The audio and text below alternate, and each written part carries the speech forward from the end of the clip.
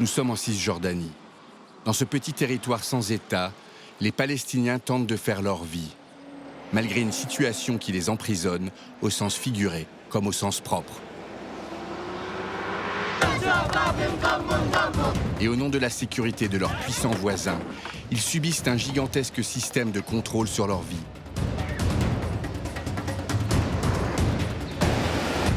Au cœur de ce système, la prison.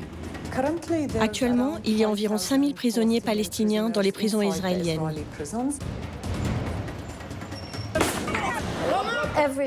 Chaque famille palestinienne a ou a eu un de ses membres emprisonné.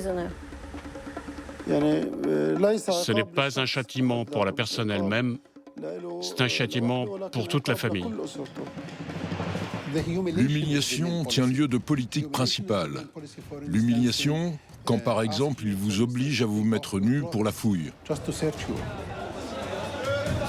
Israël, c'est un État qui instrumentalise le mot sécurité afin de justifier ses politiques qui ne sont liées à la sécurité en aucune manière.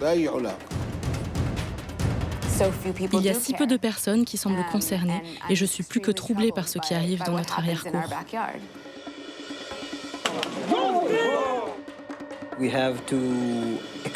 Nous avons à dire au public les choses que nous avons faites en tant que soldats, les choses que nous avons vues en tant qu'occupants.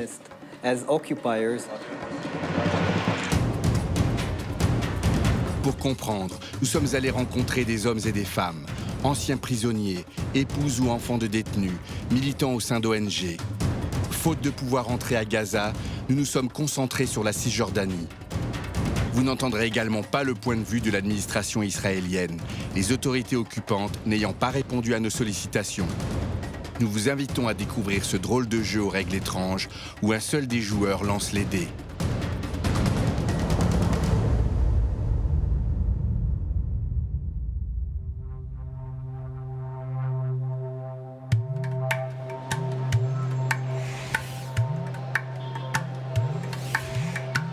La question de la prison et ses implications humaines, politiques et économiques s'inscrivent dans une histoire qui débute le 29 novembre 1947, quand les Nations Unies votent la résolution 181. Elle met en œuvre le partage de la Palestine en deux États, Israël d'une part et un futur État arabe d'autre part.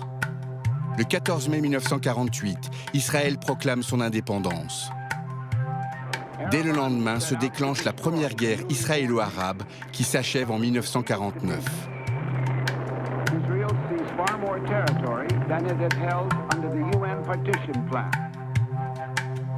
Ce conflit donne naissance à la ligne verte, ligne de démarcation entre les belligérants.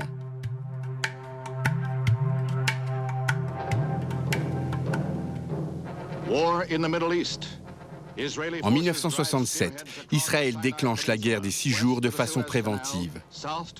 À l'issue de ce nouveau conflit, Israël franchit la ligne verte, annexe unilatéralement Jérusalem et occupe les territoires destinés au futur État arabe. De ce fait, les relations entre l'occupant et les habitants palestiniens relèvent des lois de la guerre, et notamment de la Convention de Genève relative aux prisonniers de guerre. Ces lois de la guerre sont impératives, elles s'imposent à tous les États et visent notamment à garantir les droits fondamentaux des prisonniers de guerre. En tant que pays adhérent, Israël doit respecter les dispositions spécifiques des conventions de Genève qui régissent les situations d'occupation.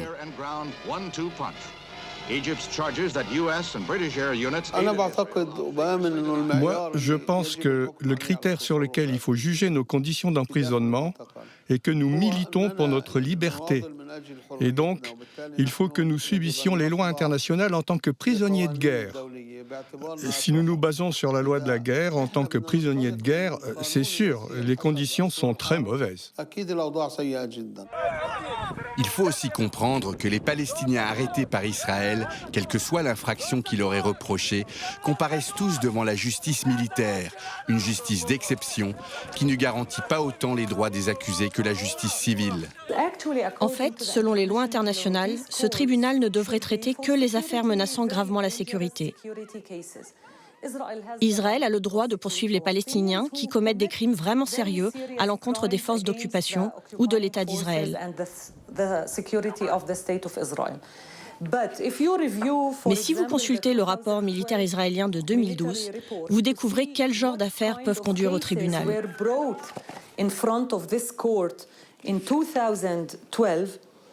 En 2012, il y a eu 7276 comparutions.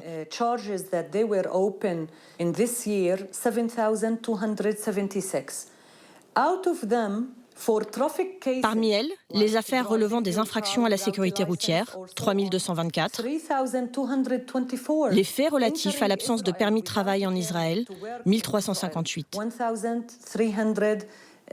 Les affaires criminelles, celles ne relevant pas de la sécurité de l'État, 540. Si le reste des affaires concerne la sécurité, il faut encore faire la distinction entre deux types de poursuites. Il y a les atteintes à l'ordre public, c'est-à-dire simplement les manifestations ou les graffitis.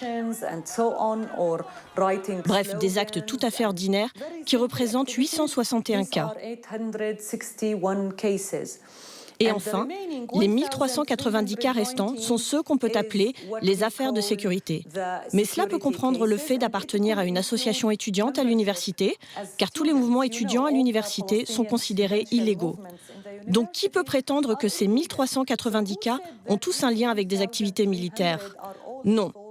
La plupart concernent des activités politiques. Sur tous les prisonniers palestiniens emprisonnés pour des raisons de sécurité, seul un petit nombre est soupçonné d'avoir commis des crimes de sang. Les autres sont emprisonnés en raison de leurs opinions ou de leur activisme politique, en violation du droit international qui garantit la liberté d'expression et de manifestation.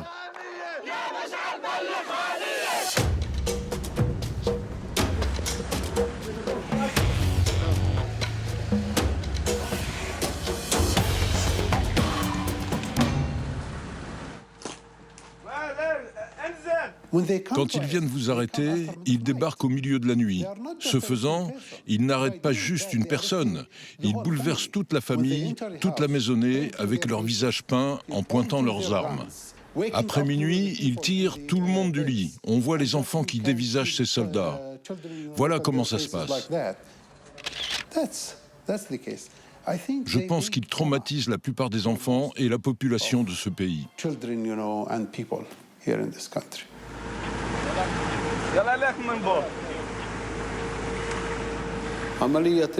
L'arrestation s'est déroulée après minuit, quand de nombreux soldats ont fait irruption dans la maison d'une façon violente.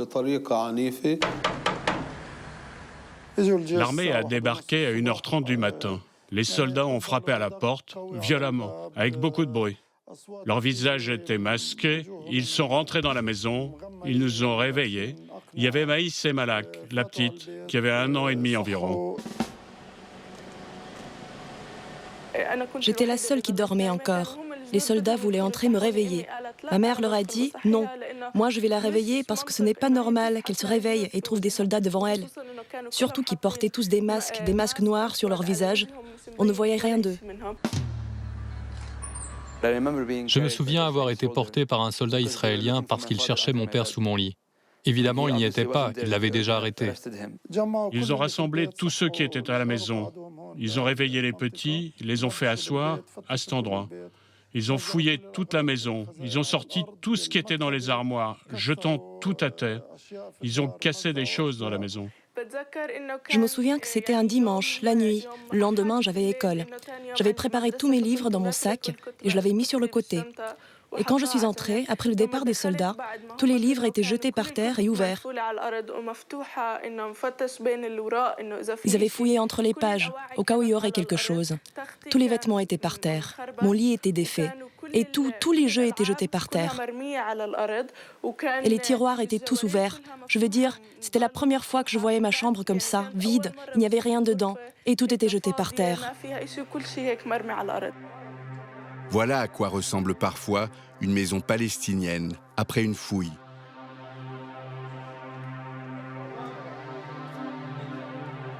Je me souviens que lorsqu'on est rentré dans notre maison, Tout était sans dessus-dessous. J'étais très jeune à l'époque et nos jouets étaient complètement brisés, cassés en plusieurs morceaux. Nos lits étaient complètement cassés. À la cuisine, c'était un bazar. Ils avaient tout jeté par terre. Ils nous ont pris aussi nos jeux électroniques.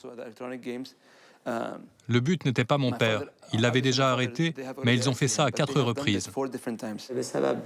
Ça laisse de grandes traces, les viols successifs de domicile, surtout la nuit par des soldats surarmés.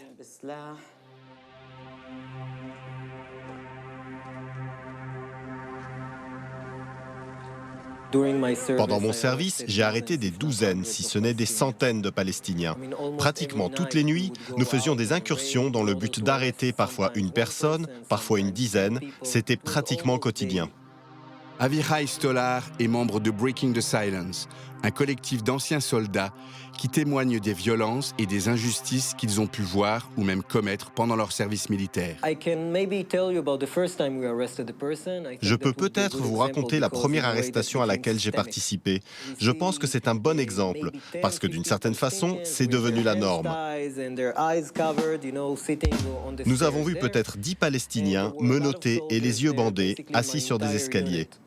Il y avait beaucoup de soldats, pratiquement toute mon unité. Et donc, les Palestiniens étaient assis et tous les soldats s'approchaient et les frappaient, les giflaient, leur crachaient dessus, les maltraitaient d'une façon ou d'une autre. Et ensuite, nous devions ramener tous ces détenus à notre base, sans doute pour permettre aux services secrets de les prendre en charge. Et pendant le trajet retour, dans le camion militaire, nous n'étions qu'entre soldats, sans commandant, sans officier, même si cela n'aurait rien changé. Et pendant ce trajet, pratiquement tous mes amis ont frappé les détenus sans aucune forme de pitié. Ils criaient tous et à un certain moment, et je ne peux pas dire que c'était par considération morale, juste je ne supportais plus les cris des détenus, j'ai dit c'est bon, arrêtez, ils en ont eu assez. Et immédiatement, tous mes camarades se sont tournés vers moi, me traitant de gauchiste, disant que j'aimais ces terroristes plus que mes propres amis. Évidemment, je n'ai ensuite plus rien dit. I didn't dare to say a word. Okay, I'm coming. Don't push me. I'm coming. At one point, one of my friends. Un peu après, l'un de mes amis a pris son mobile et a appelé son père. Il lui a dit « Waouh, papa, on a attrapé un grand terroriste. Tu veux que je le frappe pour toi ?» Et je pense que son père a dû lui dire oui, parce qu'il s'est mis à frapper le détenu palestinien en tenant son téléphone pour que son père puisse entendre les cris. Et ça a duré comme ça jusqu'à notre arrivée à la base.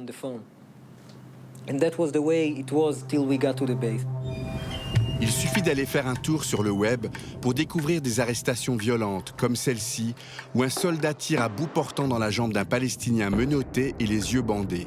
Et cette violence n'est pas exceptionnelle. On peut dire qu'à chaque fois qu'un Palestinien se retrouve à l'arrière d'une Jeep ou d'un camion militaire, assis au sol, menotté, les yeux bandés, entouré de soldats, il est toujours frappé.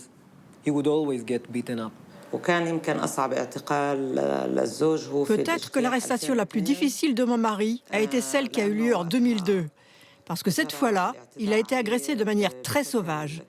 Il a eu les côtes et le pied cassés et il a été emmené en détention dans une situation très, très difficile. En Palestine occupée, les arrestations ne concernent pas seulement les adultes. Ces images d'un enfant de 5 ans, terrifié parce qu'il allait être arrêté par les soldats à Hébron, ont fait le tour du monde.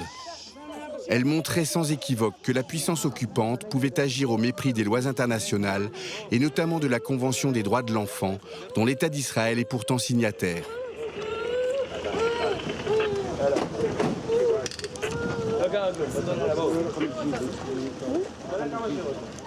La question des enfants est une histoire en elle-même. C'est une grande histoire, ici, en Palestine. Les enfants, et en tout cas les adolescents, sont généralement plus souvent arrêtés que les adultes.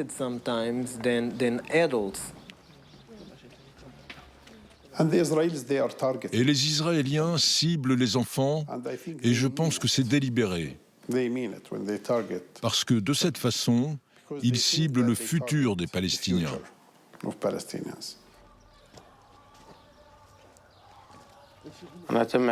J'étais emprisonné le 22 mai. Les militaires sont arrivés à la maison, ont cassé la porte, nous ont mis tous dans une pièce et nous ont demandé « Il est où Allah Abou Maria ?» J'ai répondu en disant « C'est moi ». Ils m'ont demandé de me changer en annonçant qu'ils allaient m'emmener avec eux. Ils ont prévenu mon père de mon arrestation et qu'il pourrait me rechercher à 7 heures le lendemain. Je suis parti avec eux, je suis descendu avec eux et ils m'ont mis dans la voiture. Auparavant, ils m'ont attaché les mains et couvert les yeux. Dans la voiture, en roulant vers Assioun, ils ont commencé à me taper. Ils me donnaient des coups sur le ventre et la tête. Allah a 15 ans lorsqu'il est arrêté, au beau milieu de la nuit. Il ne sait pas pourquoi les soldats l'embarquent, jusqu'à sa première rencontre avec un enquêteur, après plusieurs heures en cellule.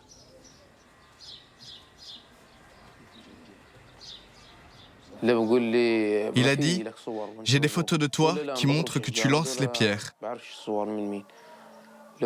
J'ai dit non, je ne lance pas les pierres. Et je ne connais pas les personnes sur les photos. Il a dit « Tu mens ». J'ai dit non. Non, moi je ne mens pas. Je ne lance ni pierre ni autre. Il a commencé à me tabasser. Il m'a ouvert les menottes et m'a tabassé. Il a renversé la chaise sur laquelle j'étais assis et m'a tabassé. Il m'a dit « Il faut avouer tout de suite. Sinon, on va tuer ton copain Mohamed. » Il m'a tapé sur la tête et j'ai dit encore « Je ne peux pas avouer parce que je n'ai rien fait. Je ne peux pas avouer quelque chose que je n'ai pas commis. » L'enquêteur est bientôt rejoint par un deuxième homme. Un moment, ils se sont mis à me taper tous les deux. J'ai dit « Arrêtez ! J'ai une jambe cassée et j'ai des plaques en platine. » Ils font pression sur les enfants lorsqu'ils les arrêtent. Ils les menacent plus, ils les humilient plus. Ils les torturent plus. Certains subissent même du harcèlement sexuel. Le but est de leur faire signer des aveux auxquels ils ne comprennent généralement rien. Il a ramené 3 feuilles et m'a demandé de les signer. J'ai dit « Je ne veux pas signer parce que je ne sais pas lire l'hébreu. » Ces documents en hébreu cachent parfois une dénonciation. Les forces d'occupation ont d'abord arrêté un groupe d'enfants et les ont forcés à signer un aveu comprenant plusieurs accusations sur lesquelles ils se sont basés afin de construire un scénario pour m'arrêter. D'après la loi militaire israélienne, cela n'a rien d'illégal. C'est-à-dire qu'au début des années 80, une décision a été prise en Israël appelée la loi Tamir. Cette loi permet de juger l'accusé en se basant sur les aveux qui le condamnent en provenance d'un tiers, même si ce n'est qu'un seul aveu. À la violence peut parfois s'ajouter l'absurdité. Il y a quelque chose qui s'appelle Matzar Demeh, qui signifie fausse arrestation. Parfois, quand certaines unités arrivent pour la première fois sur le terrain, leur commandant redoute qu'elles ne soient pas prêtes.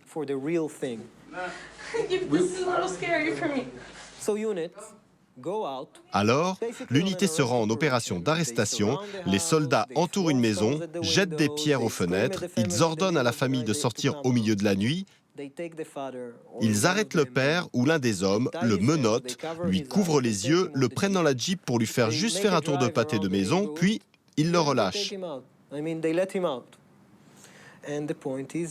L'idée, c'est d'entraîner les soldats, les former à la technique d'arrestation en capturant une personne innocente que personne ne recherche. Quand l'arrestation est bien réelle, commence alors pour le détenu un nouveau parcours qui peut prendre différents visages. C'est-à-dire, il y a une différence entre l'interrogatoire d'un détenu qu'ils considèrent comme dangereux ou disposant selon eux d'informations capitales d'une part, et l'interrogatoire relatif aux militants politiques d'autre part.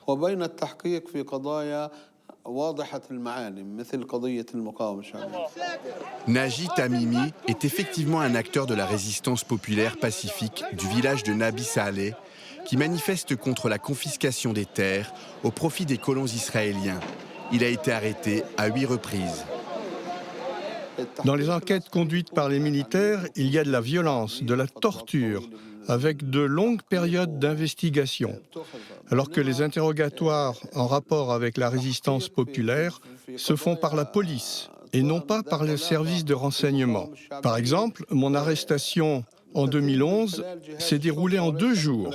C'est-à-dire, ils m'ont arrêté au milieu de la nuit, puis ils m'ont transféré à la colonie pendant la nuit, et puis le matin, ils m'ont emmené pour l'interrogatoire, qui a duré jusqu'à 15 heures. Et ensuite, ils m'ont transféré à la prison de Ofer. Le 2e jour, dès le matin, ils m'ont de nouveau ramené à l'interrogatoire qui a duré encore une fois jusqu'à 15 heures, la fin de leur horaire de travail. Najit Tamimi reconnaît ne pas avoir subi de violence pendant cet interrogatoire, un état de fait qu'il attribue en particulier à son expérience de la situation et au fait que l'enquête était menée par la police. Il en va autrement pour Walid, soupçonné par les autorités occupantes d'être un proche du FPLP, un parti politique dûment représenté au Parlement palestinien, mais toujours considéré comme illégal par Israël. Le premier interrogatoire s'est poursuivi peut-être sur 4 jours, jour et nuit, sans sommeil, sans aucun repos, enfin de façon continue. Tout le temps, la première période, pendant 4 jours d'affilée et pendant le reste de l'interrogatoire, j'avais les 2 mains et les 2 pieds attachés à la chaise, qui était fixée au sol. Les mains n'étaient détachées que pour aller aux toilettes ou bien pendant les repas. Et aussi, pour tout mouvement hors de la pièce de l'interrogatoire, les yeux étaient couverts avec des lunettes noires, avec lesquelles on ne pouvait rien voir.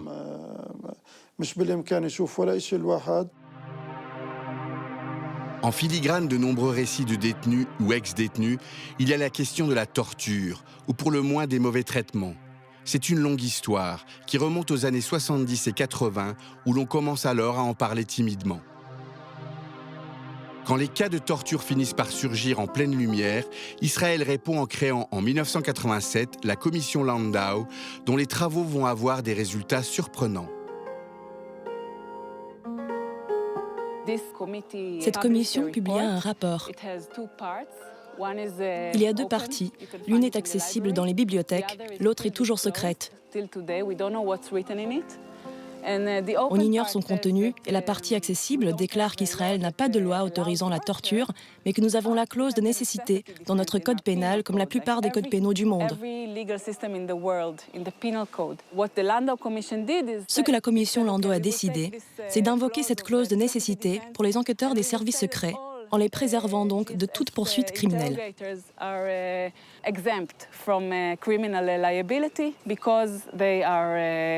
Using the necessity defense.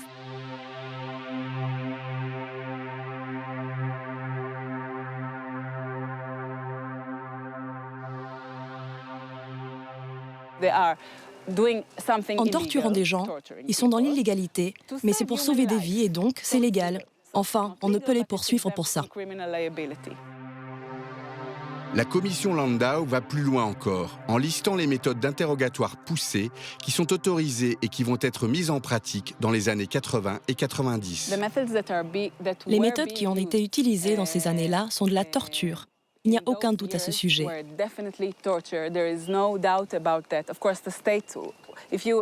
Bien sûr, si vous interrogez les pouvoirs publics, ils n'admettront pas cela, mais il n'y a même pas de question à se poser. La question commence alors à agiter la société civile israélienne et à provoquer des réactions. Un grand nombre de recours ont été déposés devant la Haute Cour de justice, lui demandant de statuer sur ces méthodes autorisées par Landau et de les déclarer illégales. Voilà ce qu'ils demandaient. Et ces recours ont été mis en stand-by pendant des années et je préfère ne pas savoir combien de gens ont souffert juste parce que les recours n'étaient pas étudiés, que personne n'avait le courage de prendre une décision. Mais enfin, en 1999, des règles ont été édictées disant clairement que la torture n'était pas autorisée. Mais ce qui est arrivé, en fait, c'est que littéralement le lendemain de la décision, le procureur publia des recommandations dans lesquelles il précisa quand il ne poursuivrait pas les enquêteurs qui utiliseraient ces méthodes. Et donc, ces recommandations sont le moyen qui a été trouvé pour légaliser la torture aujourd'hui en Israël. Aujourd'hui encore, les tortionnaires bénéficient d'une impunité totale. Sur les quelques 600 plaintes déposées, il n'y a eu aucune enquête menée, a fortiori aucune condamnation.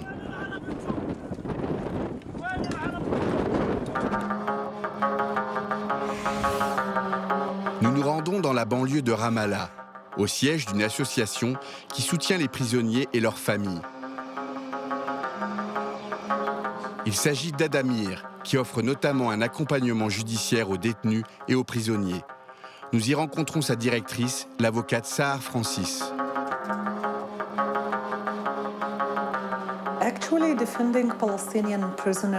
En fait, défendre les prisonniers palestiniens est la tâche la plus difficile que j'ai affrontée depuis 20 ans que je travaille dans les territoires occupés à cause de la dimension émotionnelle de ce travail. Un travail qui n'est pas du goût des autorités occupantes. Par exemple, Adamir a été perquisitionné par l'armée en décembre 2012. Ils ont volé 5 ordinateurs, ils ont laissé le hall d'entrée dans un grand désordre, les dossiers étaient jetés par terre. On est attaqué si souvent et l'an passé, 3 de nos collègues ont été arrêtés. Ils ont tous été libérés depuis, mais cela affecte le travail de notre organisation. De l'avis de tous, défendre les prisonniers palestiniens est un véritable défi. D'abord, en raison de la nature de la législation s'appliquant dans les territoires. La plupart des prisonniers palestiniens sont poursuivis et condamnés par la justice militaire dans les territoires occupés, s'appuyant sur des ordres militaires. Ces ordres militaires israéliens signifient que les tribunaux qui les jugent sont des tribunaux militaires. C'est-à-dire que le procureur général est un militaire, le juge est un militaire. Donc, de mon point de vue, cela aussi viole le droit d'avoir un jugement équitable. Et à cause de ces ordres militaires, on constate de nombreuses discriminations et violations des droits élémentaires, y compris si on compare avec le Code de procédure pénale israélien, pas simplement par rapport au droit international. Comparer les délais appliqués à chaque étape entre la loi civile israélienne et la loi militaire s'appliquant aux Palestiniens est édifiant.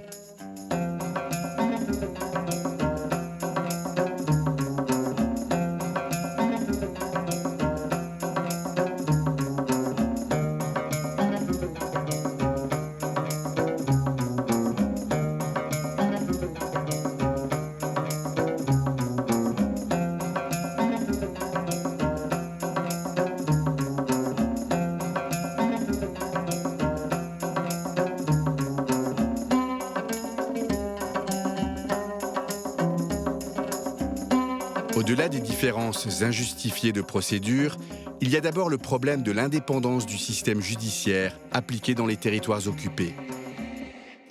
Donc nous sommes jugés devant les tribunaux militaires. Le juge est un officier de l'armée comme le procureur général. Il n'y a pas d'indépendance vis-à-vis de l'armée pour prendre des décisions. Et dans certains procès, la justice peut être influencée en grande partie par des recommandations provenant des renseignements généraux.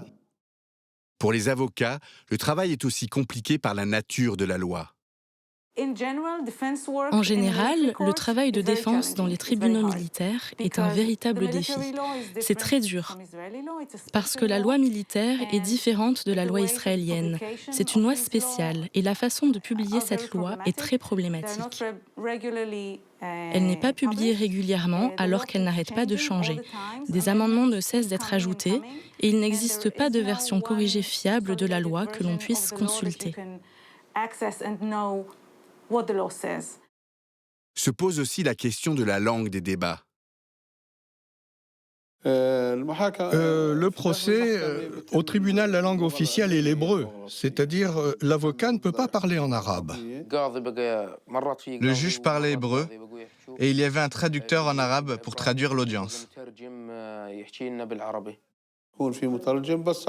Il y a un interprète, mais quelquefois il traduit seulement ce qu'il veut. Et il ne traduit pas ce qu'il ne veut pas traduire. Ou alors, il est possible qu'il soit distrait par quelque chose. Deuxièmement, tu ne peux pas savoir précisément l'exactitude de la traduction. En plus, les traducteurs sont des soldats israéliens, ceux qui parlent arabe, souvent des Druzes.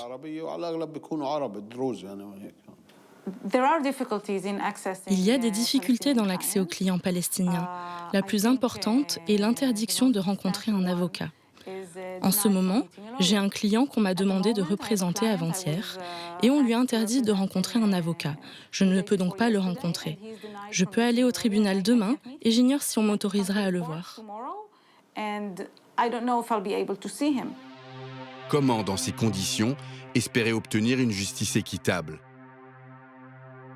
C'est pourquoi tant de gens sont poussés à choisir la solution du plaider coupable. Parce que c'est le moyen le plus rapide pour finir par sortir de prison.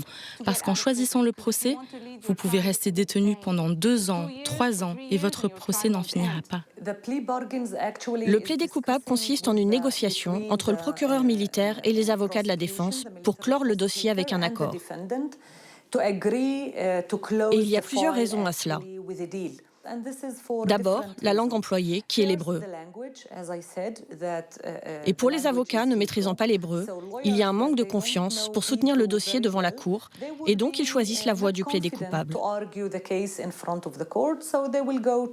Mais la raison principale provient d'emblée de la façon de présenter les charges qui pèsent sur le prévenu. Le procureur a tendance à exagérer la description du crime. De plus, les charges sont généralement décrites en termes très vagues. Par exemple, dans les cas de jet de pierre, ils vont déclarer « Vous avez jeté des pierres à 20 reprises en 2012 », sans spécifier où vous l'avez fait et quand exactement.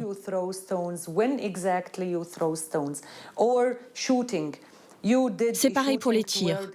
Vous avez tiré sur le camp militaire en 2013. Quand? Où? Donc vous êtes incapable de vous défendre correctement, de prouver que vous avez un alibi avec des témoins qui confirmeront précisément que vous n'avez pas lancé de pierre.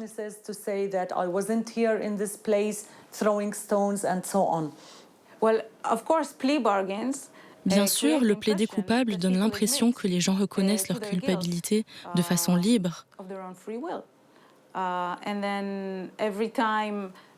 Et si quelqu'un veut se rétracter et tenter de prouver son innocence, on peut lui opposer le fait qu'il a admis sa culpabilité. C'est vraiment la limite du système, mais cela n'arrive pas. Parce que les gens sont conduits par toutes les conditions, depuis l'interrogatoire jusqu'à la procédure judiciaire, à reconnaître les faits qu'on leur reproche. Même quand ils sont innocents, parce que c'est le choix le plus rationnel pour être libérés à terme. Se battre au tribunal ne vous conduit nulle part. Lorsque le procès a lieu, c'est un parcours douloureux à tout point de vue. Il y a les conditions du transfert des prisonniers entre la prison et le tribunal. Le camion de transfert a une forme de chambre en fer, fermée et mobile. À l'intérieur, le prisonnier est pieds et poings liés. Les mouvements ou les secousses produits pendant le trajet blessent les prisonniers. Les box effectuent des arrêts dans certaines prisons. Lors de ces arrêts, les prisonniers qui sont autorisés à aller aux toilettes sont peu nombreux. Ils choisissent 3 ou 4 prisonniers parmi 30 pour aller aux toilettes. Les autres n'ont pas droit. Et rester au tribunal toute la journée, dans de mauvaises conditions, fait souffrir les détenus. Le matin, on m'a réveillé pour aller au tribunal. J'ai attendu dans la salle de 6h du matin à 18h. À l'heure de la fermeture, on m'a ramené, et ça, 3 jours de suite. Personne de ma famille ne savait où j'étais passé. Le 4e jour, lors de mon audience, je suis retourné au tribunal et j'ai été condamné à 6 mois. La sentence peut s'accompagner de tractations financières, car la condamnation des Palestiniens est une immense source d'argent. Je suis donc monté voir l'avocat qui m'a dit « On t'a donné le choix. Tu as 3 mois de prison. Si tu règles telle somme, tu restes que 2 mois. La deuxième solution est que tu règles 5000 shekels et tu pars tout de suite. Et la dernière est que tu restes 6 mois en prison. J'ai donc choisi la première.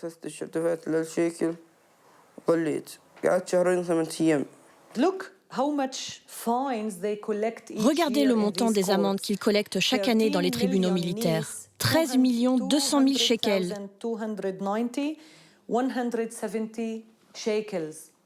Cet argent, où va-t-il? Toutes les personnes arrêtées n'ont pas droit à un véritable procès. Israël utilise fréquemment la détention administrative. Cette procédure, héritée du droit anglais, permet de détenir une personne pour des périodes de 6 mois, renouvelables à l'infini, sans la juger, sans même la mettre en accusation. Cette détention est généralement fondée sur des informations tenues secrètes par l'armée israélienne et que le détenu et son avocat ne peuvent donc pas contester. La détention administrative est autorisée par les lois internationales, mais son emploi doit être limité aux quelques cas liés à un crime qui s'apprête à être commis. Et l'arrestation ne doit durer que le temps d'empêcher ce crime, sinon la personne doit être inculpée et être légalement entendue.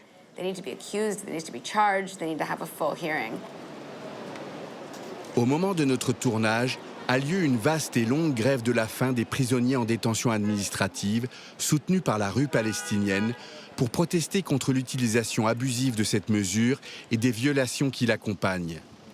Des sit-ins sont notamment organisés pour dénoncer cette situation, comme ici, au cœur de Ramallah. Notre présence marque notre soutien pour les détenus en grève et une protestation contre leur détention administrative. Israël utilise la détention administrative de façon tout à fait arbitraire. Pas de charge, pas de procès, se fondant sur des informations secrètes. Ces gens peuvent être arrêtés pour des années et des années, sans savoir pourquoi ils sont arrêtés et quand ils seront libérés. À partir de là, nous disons combien la détention administrative est difficile, car personne ne sait, en cas de détention administrative, quand le ou la détenue va revenir. Toujours en situation d'attente, toujours en situation d'expectative. Au dernier jour, on est informé de la décision de prolongation de la détention administrative, et ça continue pendant des années. J'ai été l'un de ces détenus.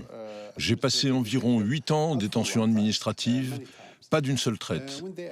Quand ils vous arrêtent, ils ne vous disent rien. Vous ignorez pourquoi. Ils vous donnent simplement un papier vous informant que vous êtes désormais en détention administrative pour 6 mois ou 3 mois, signé par le commandant militaire. Il y a quelques mots qui ressemblent à un slogan pour tout le monde, disant que vous êtes une menace pour l'ordre public, ou la région, ou peu importe, c'est tout ce qu'ils vous donnent. Vous n'avez aucun procès. Vous ne pouvez vous défendre. Quand vous demandez la raison de votre arrestation, ils répondent que votre dossier est secret. Et ce dossier secret se transforme en vache sacrée.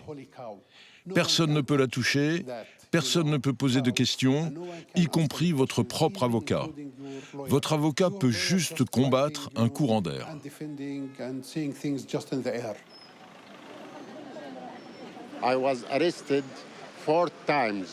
J'ai été arrêté 4 fois sous le coup de cette loi.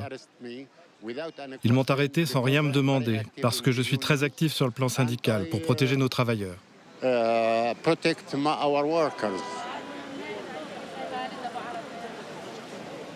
Après la période d'interrogatoire, suivie d'une arrestation de 6 mois, au centre de détention de Ofer, il y a eu une prolongation de 6 mois, puis une autre de 3 mois, puis encore 4 mois.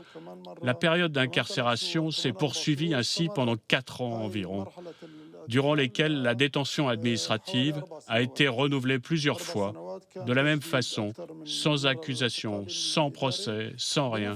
À chaque fois, il disait « Toi, tu représentes un danger pour la sécurité de la région et pour le public. Par conséquent, tu dois rester en détention administrative. »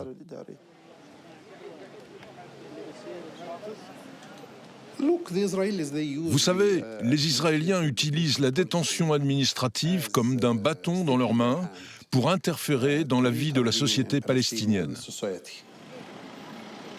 Bien que différentes instances des Nations Unies aient plusieurs fois condamné le recours abusif à la détention administrative par Israël, cette dernière continue d'en faire un usage extensif. Ainsi, au cours de l'été 2014, plus de 300 personnes ont été placées en détention administrative, portant à plus de 500 les prisonniers sous ce régime.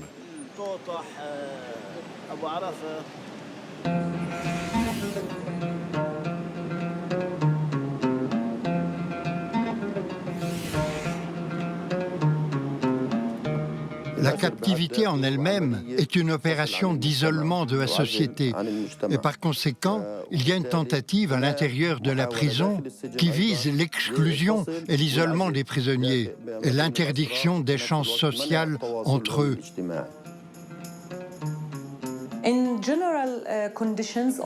Dans les conditions générales de détention, les prisonniers souffrent de violations et d'attaques, que ce soit par les fouilles à nu qu'ils subissent ou l'isolement. Et cette politique d'isolement, pouvez-vous imaginer rester dans une petite cellule, 24 heures sur 24, pendant des années ? Au regard du droit international, l'isolement de longue durée est qualifiable de mauvais traitement et parfois même de torture. Cette politique d'isolement, les détenus condamnés à de longues peines la ressentent particulièrement. Dans cette banlieue de Ramallah vit la famille Abou Golmi. Le père, Ahed Abou Golmi, a été condamné à la prison à perpétuité, une notion à prendre au sens littéral.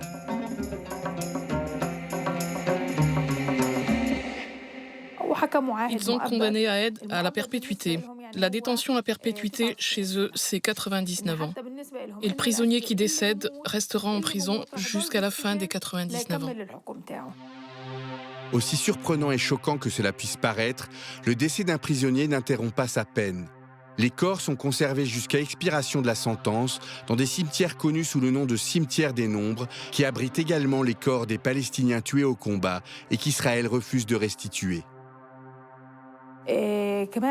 Pendant sa peine, Ahed a été placé en isolement cellulaire pendant 2 ans et demi. Durant cette période, personne ne pouvait lui rendre visite, à part des représentants de la Croix-Rouge et ses avocats.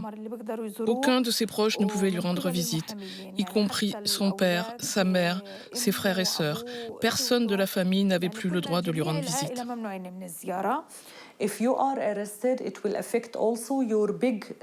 Si vous êtes arrêté, cela affecte toute votre famille au sens large, à cause de tout le système.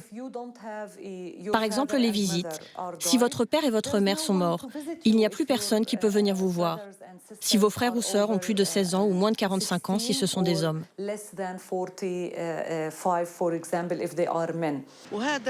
Presque tout, disons les 3/4 des prisonniers palestiniens, souffrent des interdictions de visite des parents, des épouses et des enfants pour des raisons sécuritaires.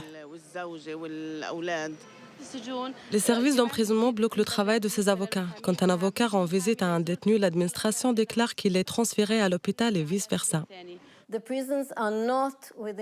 Les prisons ne sont pas dans les territoires occupés. Or, selon la Convention de Genève, lorsqu'il y a une occupation avec des prisons, celles-ci doivent être dans les terres occupées. Mais Israël a construit ses prisons sur son territoire. Cela signifie que pour les membres de la famille désirant rendre visite à leurs prisonniers, ils doivent disposer d'un permis, car les Palestiniens ne peuvent pénétrer le territoire israélien sans permis. Donc, pendant 1 an environ, il n'y a eu aucune visite familiale. Quand ils ont arrêté Ahed, j'étais assignée à résidence et je n'avais pas le droit de quitter Ramallah pendant 2 ans. Pendant la première année de détention, entre 2006 et 2007, je n'avais pas le droit de lui rendre visite.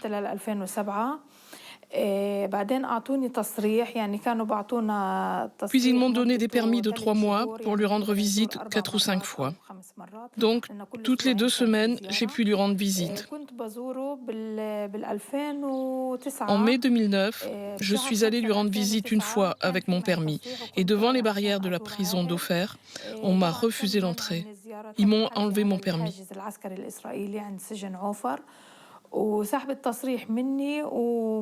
Depuis septembre 2009, je n'ai pas vu Aed.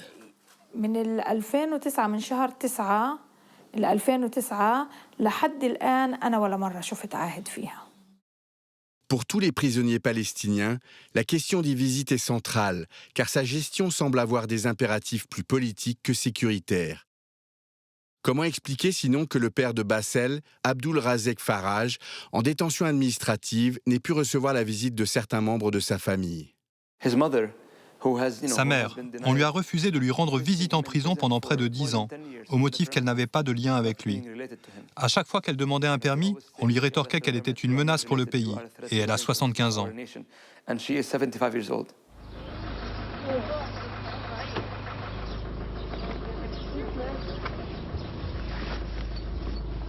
Quand la visite est autorisée, elle prend l'allure d'un parcours du combattant. Un autre phénomène à l'intérieur des prisons, celui du transfert du prisonnier à des prisons qui sont situées loin du lieu où il habite. Les prisonniers, et notamment les prisonniers de Cisjordanie, leurs familles souffrent beaucoup à cause des obstacles, en plus des restrictions pratiquées au niveau des portes des prisons. Parfois, une simple visite de moins d'1 heure leur demande 20 heures de voyage. Par rapport à la visite, par exemple, la visite est trop fatigante. Par exemple, Ofer est à 30 minutes de chez nous, mais le trajet peut durer 10, voire 12 heures. En plus, quand ils arrivent à la prison, à 8 ou 9 heures, ils pourront seulement commencer la visite à 3 heures de l'après-midi. Ils seront dans une zone ouverte où il fait très froid en hiver, à tel point que la visite devient un fardeau pour les parents et ils ne pourront plus visiter, et surtout pour les petits-enfants. Lors des visites, nous étions séparés. Il y avait une distance d'environ 1 mètre entre nous et les familles, avec une vitre fermée. Pas de lien direct entre les familles et le détenu.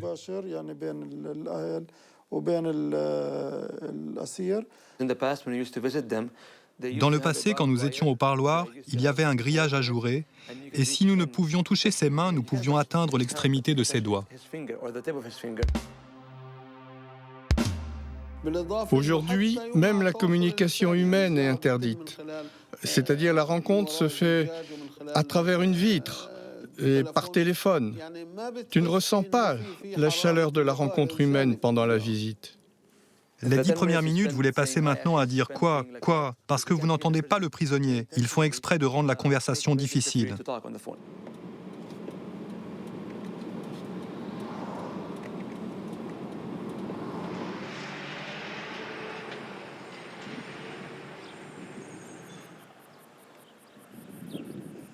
Outre les harcèlements journaliers, je pense que la question essentielle est celle qui concerne l'état de santé à l'intérieur des prisons. Vous savez que les prisons sont bondées. Il y a 8 prisonniers dans la plus petite des cellules. Et donc toute maladie qui se déclare dans un pavillon ou une prison se propage rapidement. Et ils ne fournissent pas toujours les traitements médicaux adéquats. Il y a des prisonniers qui souffrent de cancer ou d'autres longues maladies et ils ne reçoivent pas le bon traitement dans les meilleurs délais. Une situation que dénonce l'ONG israélienne Médecins pour les droits de l'homme.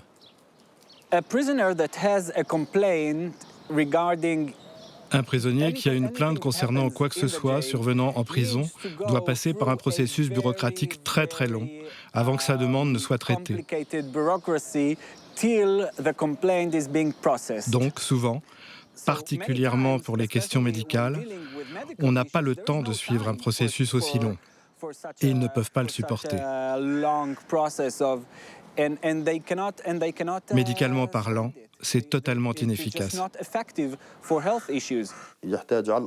Tout examen médical prend au minimum 2 mois. En plus, si une radiographie est nécessaire pour le prisonnier, l'examen médical prendra encore 2 mois supplémentaires. Le prisonnier aura besoin de 4 à 6 mois pour arriver à l'étape du diagnostic de la maladie.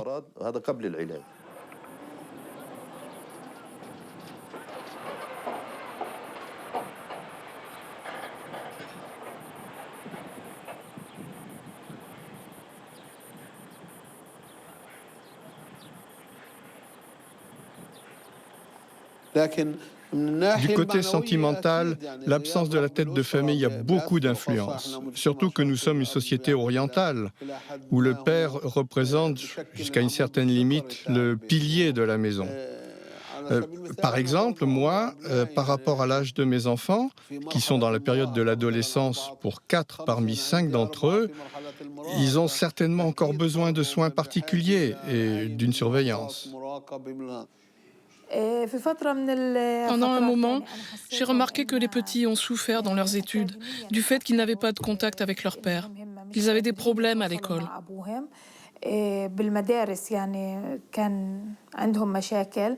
J'ai aussi remarqué quand Aed est sorti de son cachot et qu'ils sont allés lui rendre visite, leurs résultats scolaires se sont beaucoup améliorés.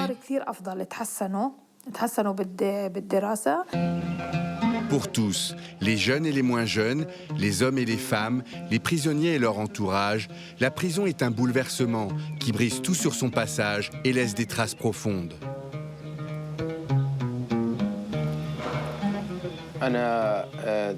On m'a emprisonné pendant mes examens, la deuxième session d'examen. J'ai fait de la prison pendant 1 mois et j'ai raté mes examens.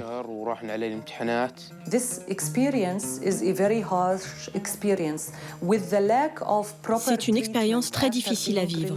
Et à cause du manque de suivi approprié après la libération, en raison de notre manque de ressources pour les programmes de réinsertion pour ces milliers d'enfants arrêtés, ils souffriront pendant tout le reste de leur vie. Et nous pensons qu'Israël cible délibérément les enfants dans la société palestinienne.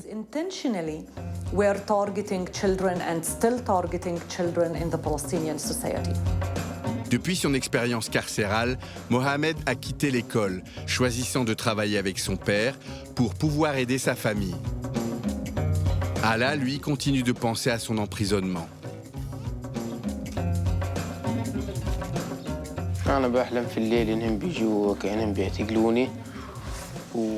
Je fais des cauchemars. Je vois des soldats venir me chercher et j'ai peur qu'un malheur touche mes frères et sœurs. Et ma famille s'inquiète pour moi, me demande de ne pas sortir la nuit, de ne pas quitter la maison la nuit. Je ne veux pas que l'un de mes frères vive la prison. Mes parents me demandent de ne plus fréquenter certains garçons, surtout la nuit. Donc, je suis souvent à la maison. J'ai commencé à avoir peur qu'ils viennent la nuit, quand mon père est libre.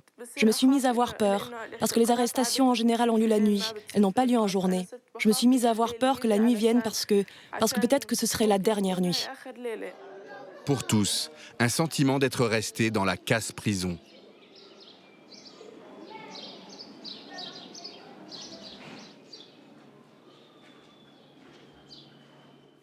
C'est vrai que je suis sorti de prison, mais mon combat est que la prison sorte de moi. Jusqu'à aujourd'hui, la prison, et ça ne fait pas longtemps que je suis libre, n'est pas sortie de moi. Être en prison reste une situation normale pour moi, malgré la difficulté des conditions. C'est vrai qu'après une arrestation longue, enfin plus ou moins de 4 ans, quand je suis rentré, j'ai senti qu'évidemment, il y avait quelque chose de changé. Je me souviens. Bien sûr, j'étais plus grande, en CM1 ou en CM2. Mais ce jour-là, quand il est venu à la maison, il était complètement différent. Il éteignait toutes les lumières, il fermait toutes les portes et il aimait rester dans un endroit. Il n'aimait pas laisser les lumières allumées, il n'aimait pas les portes ouvertes. Et à chaque fois, quand il parlait plus fort. En fait, le timbre de sa voix était devenu plus fort. Il avait l'impression de parler normalement, mais son timbre était plus élevé. Vous savez, en définitive, la société considère les prisonniers comme des héros. Donc nous n'envisageons pas qu'ils puissent avoir besoin d'aide. Ils ont besoin d'une aide sociale, sans parler d'une aide psychologique. Bien sûr, ils protesteraient en disant qu'ils ne sont pas fous. Ces non-dits concernant la réinsertion des ex-prisonniers affectent particulièrement les femmes. Certaines subissent l'opprobre au sein de la société en raison des rumeurs de sévices sexuels subis en détention dont elles font parfois l'objet. Rumeurs qui s'avèrent parfois bien réelles. À ce titre, les ex-prisonnières peuvent être frappées d'une forme de double peine. Mais cette expérience demeure un traumatisme pour tous les Palestiniens.